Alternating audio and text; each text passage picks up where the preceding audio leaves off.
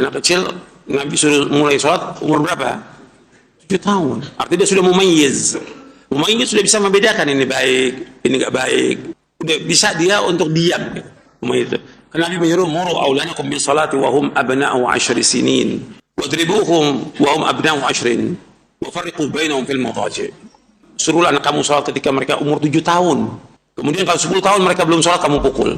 Dan pisahkan tempat tidur mereka. Artinya antara anak laki dan anak perempuan harus pisahkan tempat tidurnya. Berarti boleh dibawa ke masjid ketika umur berapa tahun? 7 tahun.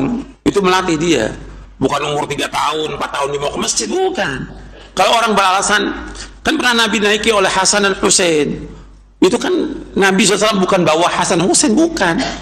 Artinya karena Hasan Husain radhiyallahu anhu, dia lagi ke rumahnya Nabi SAW, kemudian Nabi sholat, dia datang ke masjid dia. Kemudian menaiki Nabi. Itu kejadian bukan setiap hari, bukan terjadi seperti itu. Nabi nggak sengaja bawa ke masjid, tidak terjadi seperti itu. Atau ketika Nabi menggendong cucunya Umamah, Nabi gendong, itu kan nggak tiap hari, sekali aja kejadian itu. Tapi kemudian jangan jadikan alasan tiap hari bawa anak kecil, nggak ada. Antum lihat bagaimana para sahabat radhiyallahu anhum. Kemudian para tabi'in, tadi saya sebutkan bagaimana Imam Abdurrahman bin Mahdi di majelis, nggak ada orang berisik, tidak ada. Jadi sekarang solusinya ya dimusyawarahkan dengan ustadznya gimana.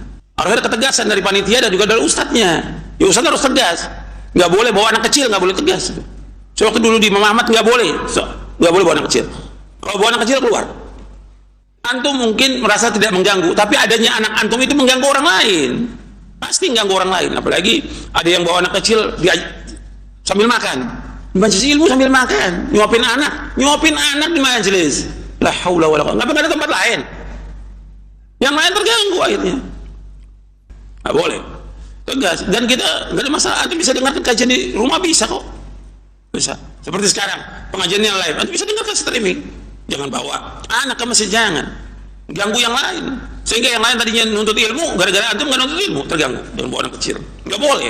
Antum ikut dosa nanti. Bawa anak kecil dosa. Kenapa? Karena antum mengganggu orang lain.